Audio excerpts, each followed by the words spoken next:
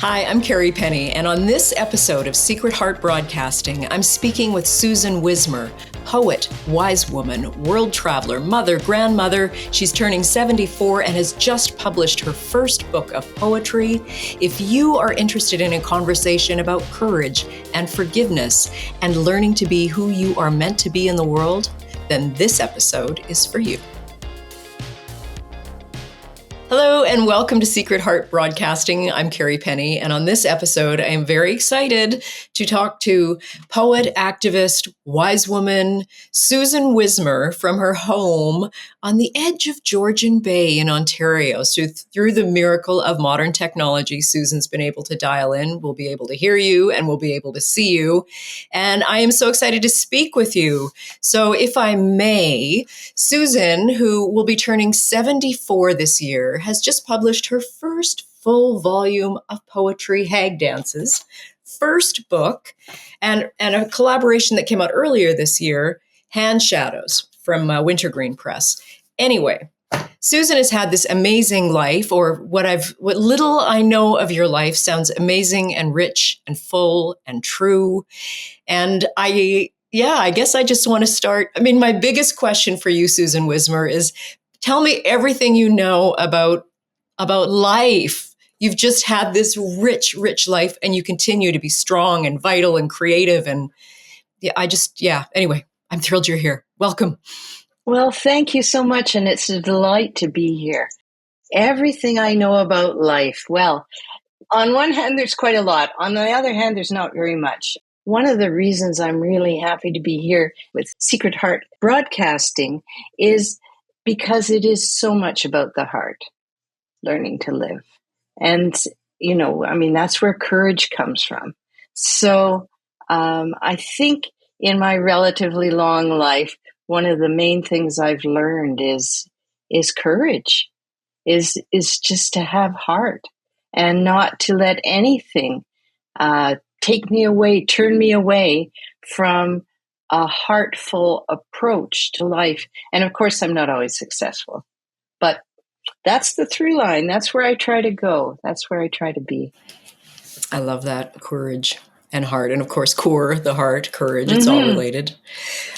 We first met a couple of years ago at Wintergreen at a poetry retreat, and we were both studying with the Canadian poet Lorna Crozier. And it had been a dream of mine to, even meet Lorna Crozier. My mother and I met Lorna Crozier at a book signing. She was my mom's favorite poet. And, I felt... we were talking earlier about everyone feels like an imposter. I was feeling a bit like an imposter because I was, you've been writing for a while, and I had known your poetry before I met you, and the place was just rich with these, women who write. And I guess what I wanted to say is thank you for being so kind and generous, because you're small but mighty. You're this fierce presence, right? It could have easily been like, oh, Susan Wismer. And I'm curious to know, were you always kind of that, fierce, strong, mighty person? Because you would have grown up in a different time. Like I imagine I was growing up in like the late 60s, 70s, and I imagine you were kind of late 50s, 60s. So what was that like, and what were you like then, and how on earth did things work for women? Oh, not very well, actually. I grew up at a time where people would look at my little girl self and say, now, dear, what do you think you're going to do after you finish school and before you get married? Are you going to be a secretary, maybe a teacher for a while? And, or a nurse. And like, first of all, it was very unclear to me as a child that I wanted to be married. The home that I grew up in was not very peaceful. And, so that was a stopper right there. And then also I had no desire to be a nurse, a secretary, or a teacher, although I ended up being a teacher for many years of my life and actually was very happy to do it by the time I got there. But as a kid, it was like I did not want to be one of those people standing up in front of the room. In those days, there were straps and anyway. yeah, so it wasn't a real easy time to be a young woman, a young girl growing up and in the 50s. And I think part of my feistiness comes from that. I was very fortunate in that I had a mother who used to say to me, Susan, you can be anything you want to be. Just go for it. And I would say, oh, well, I think I'd like to be a writer. And she'd say, well, what you need to know is most writers don't really make much money. So maybe you should find something else as well. But there was always that encouragement to figure out what I wanted and go after it. So And I'm grateful encouragement for from the that. mother. Yeah. Yeah, Yeah. yeah. So, did you have a lot of nature in your life growing up, or a place where you could kind of go and, reset your nervous system?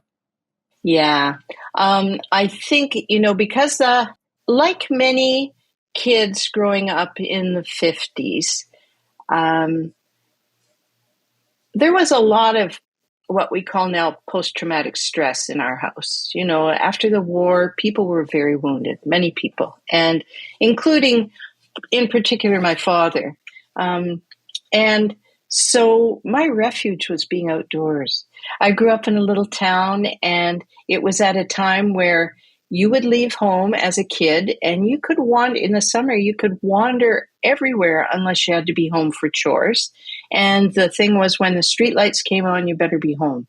So, uh, being outdoors and wandering, we lived at the edge of town, wandering in the fields and going to the creek, which was forbidden, going down to the lake, which was forbidden, were wonderful. The other thing that happened for me as a kid is that my family started to go tent camping every summer. And that was the one time when my dad really relaxed and things felt easy. So I grew up just loving being in the woods, loving tenting and loving campfires and singing songs. And, you know, it was such a nice contrast from life at home. You talked a lot about going to places that were forbidden, and I think, I'm getting a sense of you as this very courageous young woman. What were you afraid of? Mostly I was mostly I was afraid of my father's wrath. I mean, I didn't really think I was going to drown in the creek. We lived at near the shore of Lake Ontario. I understood that when storms were coming up, it could be quite dangerous. So I didn't go down there then. But there were general edicts, like don't go near the creek, don't go down to the lake without an adult there. And, it's not nearly as much fun with an adult. It just isn't. Oh, that's so true. Okay, so you had this. I'm getting a sense of your childhood, and we share. I didn't know this. We share this kind of wounded father from the Second World War. I mean, I think honestly, right now, the whole world is sharing the wound of the father. Mm, Yeah, yeah. My friend says everyone has daddy issues, but it just feels we're in a time where we're really seeing that, and I didn't realize we yeah. shared that in our childhood. Um, can you talk a little bit about going to university? It sounds like you definitely had your mom's support to do post-secondary education, that an education would not be lost on a woman. I think in my mom's generation, you didn't invest in the woman because, it was the She son was that would going to take get care of married. you. Yeah. Yeah. Um, I was unusual and fortunate in that both my parents had post secondary education. And in the little town where I spent much of my childhood, my mother was the only person who had gone beyond high school. And so, in some ways, that isolated her a little bit.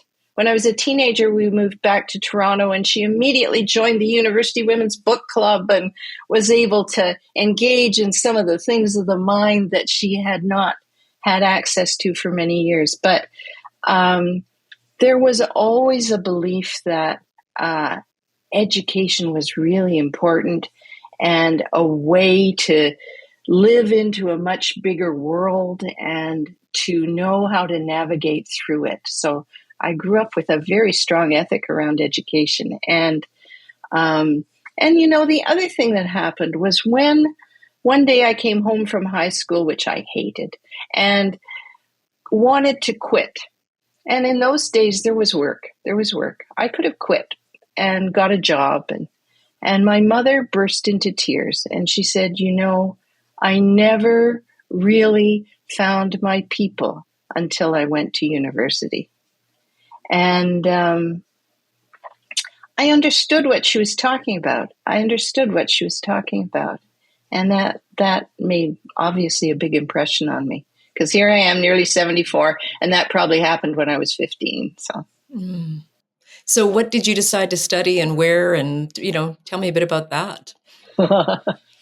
Well, it was a checkered passage. Because life at home was not easy, I was dying to get away. I begged to be sent to boarding school, and that wasn't on. So my opportunity to get away was to go away to university, which I was thrilled to do. And I had no idea, really. I applied to go to Queen's in Kingston, Ontario, because my best friend Rosemary was going there. And so I got accepted, and I was going to study music and English, I think. Because in those days, well, I was a musician as a child, as a teenager. I still am, but that was a core piece of my life. And also, I always wanted to be a writer. And I got to university and discovered that I didn't want to take the music courses they had, and probably I wasn't good enough anyway, which is the way I thought about it then. And the English courses I took were like, no, they weren't going to teach me how to be a writer. Not a chance. They were probably going to take it all away. So after my first year, I did quit and decided that I was going to work for a while. And I did. I went out to Banff National Park and got a job in a campground there. And then it was by then the early 70s. And so at sometime in August, I quit and decided I was going to hitchhike out to the West Coast and go down to California, see what that was like. San Francisco was, a really important place for poets and writers. And of course, I did not inform my parents. What happened was that I got to Vancouver, where my grandmother lived, and had a moment of responsibility and thought, I should let her know I'm here. I should let them know. So I went and knocked on my grandmother's door, and my mother opened the door. It turned out that, this is in the days before smartphones and all kinds of stuff. So it turned out that my grandmother had fallen ill, and my mother had gone out to support her. And so then my mother was able to sit down with me and have a little chat. Well, actually a big chat. What I did was I issued an ultimatum. I said, okay, I'll come back to Ontario and I will go back to school for one more year, but only if I can get into a journalism program. And at that point, there was a journalism program at Western, and I applied in mid or late August, which should have been far too late. And unfortunately or fortunately, I got in. So my second year was spent at the University of Western Ontario in journalism school, where I learned that at that time, life for a woman journalist was extremely difficult. Just really hard. You were either working for a very small regional paper writing up weddings and recipes, which I did not wish to do, or you gave up everything. You gave up family. The women I knew, many of them struggled with addiction, and I just thought I wasn't strong enough for that life. So after my second year, I quit again. Anyway, this went on for quite some time. It took me 7 years to get an undergraduate degree, and it was a 3-year undergrad. But then I worked, one of the places I worked was at the school, what was at that time, the School for the Deaf. It was a residential school in Milton, Ontario, and I was a residential counselor there. And after 9 months there, I knew I wanted more education. I knew that those kids needed more than I was able to provide with what I had. And I, in particular, got this perspective, in part from my mom, who I have to give a lot of credit to, that a child is not isolated. If they are lucky enough to have a family, their family has a huge influence on them. And if the family has community, that community has a huge influence. And I just developed this perspective that working with communities was really, really critical for the well-being of children, which I still hold. Yeah. So back I went to school to get an undergraduate degree in psychology. And then I went to, did a master's degree in adult education and counseling. And along the way, dropped the counseling part, spent some years doing community development. Then I went back to school when I was 40. Was a rare, amazing, and silly decision, probably. I had one child already. I was pregnant with another. I thought, yeah, I'll go back and do my PhD. Anyway, it was dumb, but it happened. And so I got a doctorate in regional planning, in large part because I really wanted to go overseas for a couple of years to work. Although that didn't unfold either, not until much later. Okay, so along the way you did get married, or did you not get married? I did. I got married at the age of 23, I think. Oh, that's my daughter's age. Lovely young man who turned out to have some alcohol issues. The marriage lasted 2 years and I left.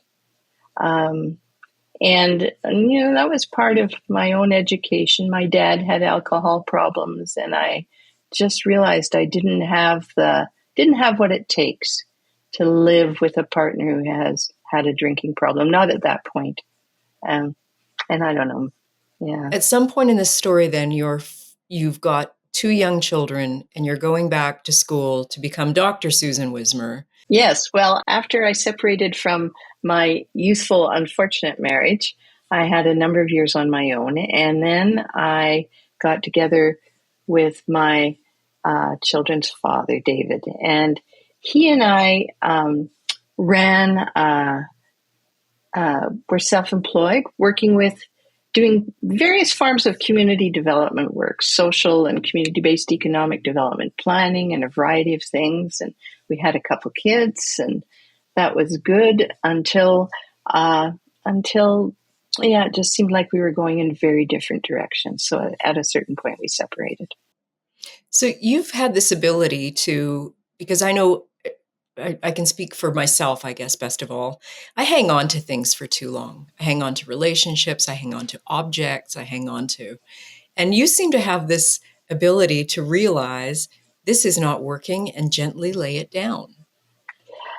Not always as gently as I'd like, but I think that kind of fortitude, and I mean, on one hand, from my mom, you can do it. You can live the truth of who you are. If you really want something, you can go after it. And on the other hand, my father, who a difficult man, but he was like, I don't give a damn about what anybody thinks. And, the positive side of that is to really look inside and think, okay, what do I think here? And yes, other people's opinions matter, but they don't determine how I feel. So I had those things going for me, that when I realized that I was losing myself in some kind of situation that wasn't working for me, I knew it. And I think not everyone does. Mm-hmm. Yeah. I love that you talked about living the truth of who you really are. So if we rewind back and we see young Susan who's like, Mom, I want to be a writer. And in the meantime, you have this life of, continuing education, you get your doctorate, you're running your own company. When did the writing piece kind of tap you on the shoulder again? Well, I think it was with me all the time. I've been very fortunate. As a child, I just was amazed at language. I just like to be able to take what you see and what you think about, what you imagine, and shape it into words, into sound, and then find a way to write that down on, like, to learn how to translate those sounds into letters. It was an absolute miracle and fascinating and magical. And I never lost that. So throughout all my many different forms of education and employment, I did lots of different things for money. There was always a writing element, although not often, sometimes not very creative at all, but certainly I was always writing. But I mean, just in terms of living the truth of who I am, I think it's the poetry that does that for me. And at a certain point in my life, when my kids were young, I wrote maybe one poem a year. Like, I wasn't writing a lot of poetry, but I would still try. My goal was once a week. I never made it. Once a week, to take myself out for breakfast with my journal, let somebody else serve me tea and eggs or whatever, and just sit there and write and see what came out. And that's how I knew. That's how I knew who I was. That's how I knew what my truth was. And once it's down there, it's kind of unavoidable. You just can't walk away from it. Yeah, well, you can, but then you're into numbing, and maybe, there's lots of ways to walk away from the truth, but, they're harmful, I think, in my experience, right? And I think, that was another thing growing up in the 50s and 60s. My dad, for all his weaknesses, was a very honest, truthful man. When he was angry, he was angry. When he was, calm, he was calm. When he had something to say, he said it. And given that he was very difficult to live with, that I appreciated that from the time I was a child, that at least I knew what was happening for him. And I could see all around me that lots of people had secrets, were trying to hide things, so even through the years where it was hard with my dad, but even through those years, I always appreciated his honesty, his truthfulness. Was there ever a point in your life when you felt like you lost yourself? And I'm kind of mapping you out against that, Joseph Campbell hero's journey. But was there ever that point? Because in speaking now, I'm like, wow, Susan Wismer always really knew her truth. I think, always is probably a really strong word. Mm-hmm. I think that sometimes it took me longer than others. My relationship with my children's father was very good in many ways. And he was and is an excellent dad. He has a great sense of humor. We're friends. And had a lot to offer to the world. And at a certain point, it just wasn't working for me anymore. It took me quite a while to be able to face that in myself, because everybody thought we were perfect, and it wasn't all bad by any means. But I was shriveling up inside. I was becoming not who I am. I was,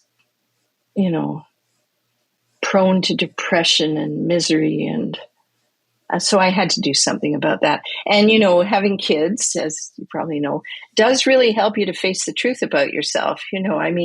It's one thing to allow myself to shrivel up and disappear, but to model that for my children, no, I wasn't willing to do that. Yeah, I always say my daughter made me a better person. 100%, yeah. So how did this happen? It's one thing to write in your journal and write poetry and know yourself and, have a little secret practice, or think maybe someday someone will find this. Or it's quite another thing to create an entire collection and edit it and put it out there for publication. A publisher has to want to publish this. And it's so honest, right? Tries to be, yeah. Mm-hmm. Yeah, well, it's pretty much a 10-year project. So I think one of the things I really looked for, my last journey with paid employment was as a university professor teaching environmental studies, and there were many things about that I really loved. And I also had the opportunity to work in Indonesia, which I really loved. But when my mother became seriously ill, I knew I wanted to really attend to her in the last couple of years of her life. And so that prompted me to do some early retirement planning. And at that point, I began to have some time to write, to really try to learn how to write poems in the way I wanted to. And it was is a slow and terrible process. The first poetry retreat I went to with Lorna Crozier, I walked in and there was this circle of people sitting in the room in the lodge where you've been. And I was really certain that they would look at me and go, "You, out," without even knowing who I was. That's exactly the expectation I had. And, one of the wonderful things about working with Lorna, I don't know if Lorna would like this, but, you can bring her terrible stuff. You really can. And I did, and I do. And she is able to be very constructive about letting you know that really there's one good line in there and it could use some editing. Which I have she's been a wonderful poetry teacher for me. And she really, lots of other people have been very instrumental in me learning to write poetry, but she really was and is at the core of it for many years. Those annual retreats at Wintergreen in the years when I was still working for paid employment, because I eased myself up gradually, just meant the world to me. A week to write. Oh. Yeah, what a gift. What a gift to be able to give yourself, yes. You mentioned caring for your mom as she was finishing living. And, I share that experience. It was, next to having my daughter, maybe the most, it was the crucible for me, 100%. And I still find myself, I felt in a way completely unprepared to do this work in helping my mother exit in a way that was true for her, and being her fierce advocate, because I don't know if you had the same experience, but we live in a world where older women are, at best unseen, at best. And coming out of that, I'm still grappling with what I learned, because now 100%, I am the elder, right? I'm on the edge of the buffalo jump. I'm the next line, as my friend Jen says. Yeah, me too. Yeah. And I'm, it kind of blows me away because it went really fast, for one thing. And also, I'm still processing what I learned. Is there any wisdom in that? And I don't even know what the question is, Susan, but you walked through that with your mom. I did. What did you learn? And yeah.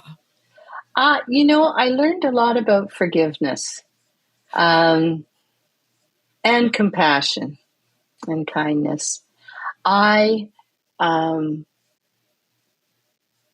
With both my parents, as I watched them fail and then finally die, and for both of them, it was a long and, in my mom's case in particular, very painful process. She had very advanced osteoarthritis. She was one of those people, pick up a teacup and your bones break. She had very difficult last probably 6 years of her life, very difficult. And there's a poem about it in my book. There was almost nothing I was there. I wanted to be there for her and I could not fix it. There was nothing I could do. Nothing I could do. And so a lot of the forgiveness part was forgiveness for myself. Just to have compassion for my mom and my dad. It was different, but similar in some ways. have lots of compassion for them, be as kind as I could, and forgive myself for all the things that were not possible or that I didn't understand, didn't know. If I had to go through my mother's death again, I'm sure I would do it differently. But I did the best I could at the time, and I feel grateful because I think she knew that. Most of the time she knew it. But, you know, yeah, one of the most steepest learning curves I've ever been through in my life was accompanying first my dad and then my mom through death. And each process was very different. With my mom, it was just, you know, that constant feeling of, I can never be enough here. I can never do for her what I want to do. And yet I'm all that I have. So here I am. Yeah, that is really resonant. That idea of forgiveness, not just for our elders, but for ourselves in the moment. I ask my mother forgiveness every day. She's been dead like 14 years. I was so clueless. You know, I mean, I did the best I could, but like, I just didn't understand. And I certainly am coming to understand now, you know, now that I live with a certain amount of pain, now that I, you know, watch my body changing on a daily basis and learn how to live with those changes. All of a sudden I understand, you know, mom, I used to say, just get in the car, go down to the ocean. You love it. Just go for a little walk, Mom. Just do it. And she'd be like, oh dear, I'm too tired. I'd be like, Mom, I'll put you in the car. I was now you're clueless. Just being lazy. I was clueless. I had no idea what her life was like. And I think she understood. I think she understood that I meant well. Mm-hmm. And now being that model, I mean, I do want to have you read that poem. So let's not forget that. But I'm just thinking, you know, you've got your children and now you have grandchildren. So now with that knowledge of what you learned from your own mom's ending, you can, like, I mean, it's just the knowledge transfer at this time of aging is so, there's such potential for richness right now. That's right. That's why I wrote that book, Hag Dances. I mean, I just really wanted, and part of it was, this is what I'm writing about, but really wanted to reclaim aging as a really honorable and respectful process that has lots of joy and celebration in it, and lots of challenge, lots of difficulty, but it's all something to be respected. It's all something to be honored. And as you've already acknowledged, to find a way to live that and to put that out in the world, that's a bit of a turnaround in terms of conventional mainstream thinking. So, yeah, it's a big one for me, a really big one. Do you want to read something from Hag Dances? You mentioned the poem that you were speaking about your mom and kind of that feeling of I'm bringing all I can be. We hadn't talked about a specific poem, but I would love if you would read from something from Hag Dances. Sure. Let me see. And while you're finding something, I'll say Susan's book, we're recording this in the fall of 2025. Susan will be on a book tour for a poetry book, which, by the way, is highly unusual in Canada, the country we live in. So you might be able to catch her live on tour. And if not, you can certainly order the book. I think it's Bay Press. Is that at Bay Press in Winnipeg? At Bay Press, yes. Yeah. So Hag Dances by Susan Wismer. And now she's going to read us something. Well, I'm going to read, I think, a very short poem. And it's not that one about my mom that's called A Daughter's Palinode, although I can go back to that if you want me to. But this is one, it's one of the shortest poems in the book, and I think one of the most profound for me personally. And it's called Simplicity. A vast tenderness lies here, beyond forgiveness. In this generous and frightening wilderness, I live, embraced for this short time, my human body on this earth a simple offering.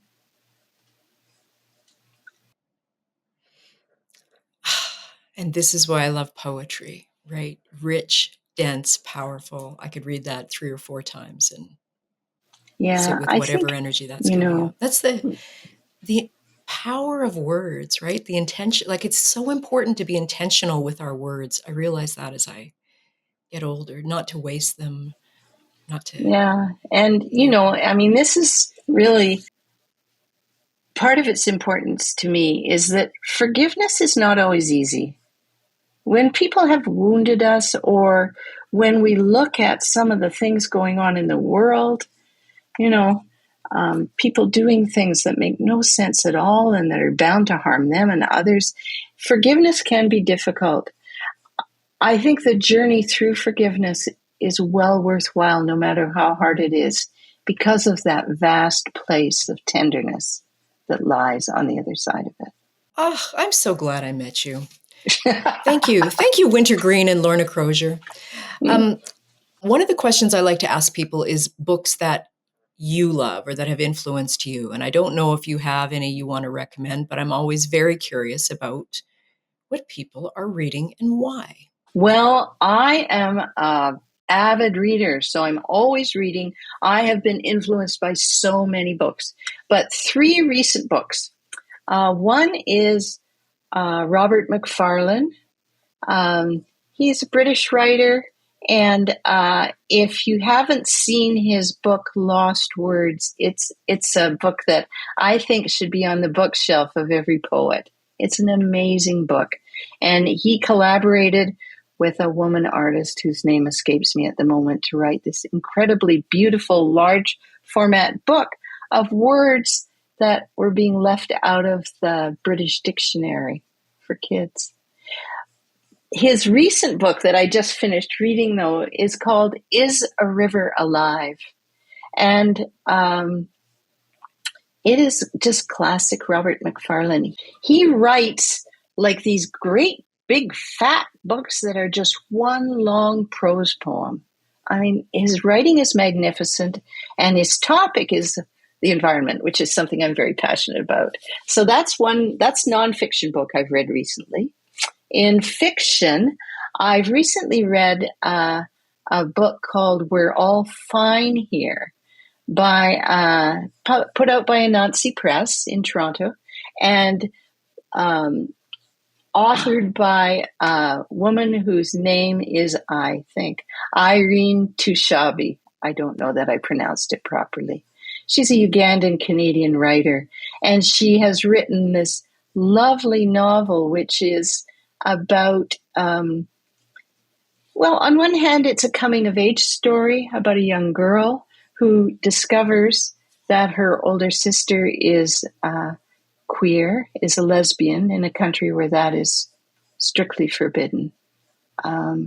It's a beautiful, loving story that doesn't turn away, doesn't avoid the danger and the dread and the difficulty. And yeah, I really appreciated it for many, many reasons. So that's a recent novel I've read. And then in poetry, I just read Carol Ann Duffy, who's Irish. Was the Irish Poet Laureate for many years.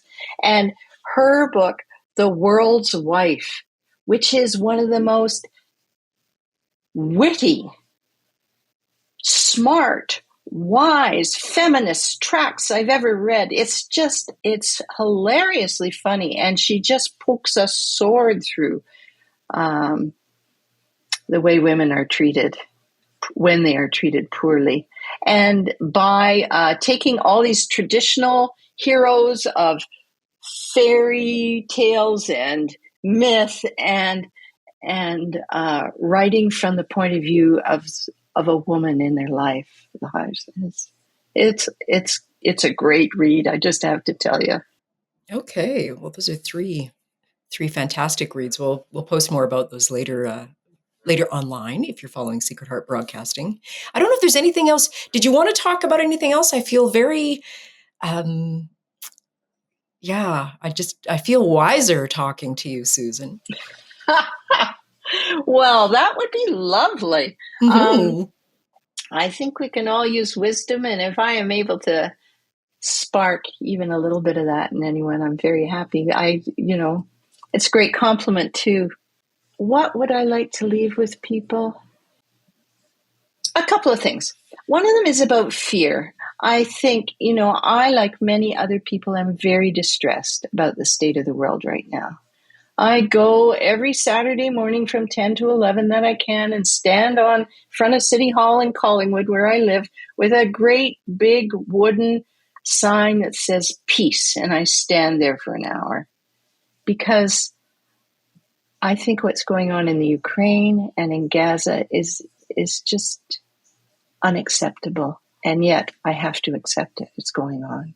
And other places in the world, too, that we don't hear about. South Sudan, the Congo. Anyway, so there's the violence in the world. There's environmental destruction.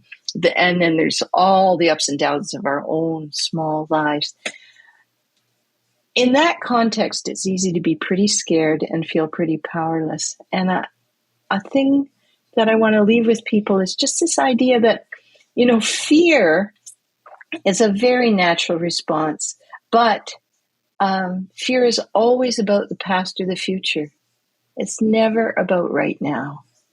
So if we can manage to stay in this moment that we happen to have, and in my case, because I'm older, I don't have uncountable moments. If I can stay in this moment and not get pulled into the past or the future, I'm fine. I'm fine. And so will you be too. I love that idea of finding a time of day to stand with a sign that says peace. That feels, I'm going to do that. Let's follow up on that. Thank you for that, Susan. You're welcome. Yeah, Susan Wismer, we didn't talk about this book, but 2 books. Hand Shadows, which was a collaboration published by Wintergreen Press earlier this year. Beautiful photos and, of course, beautiful words. And this book, Hag Dances, by Susan Wismer, available at Bay Press. She's read something in this interview. I'm so grateful you were here. And for people listening or watching, if you like what you're hearing, please follow. Please buy the book or take the book out from your library. And if you like what you're hearing and seeing, tell a friend, because I think there are just so many wonderful, wise women in the world. And I have been thrilled to have Susan Wismer as a guest today. Thank you so very much. Oh, thank you, Kerrie. Thanks so much for having me. Thanks for listening. If you like the show, please tell your friends.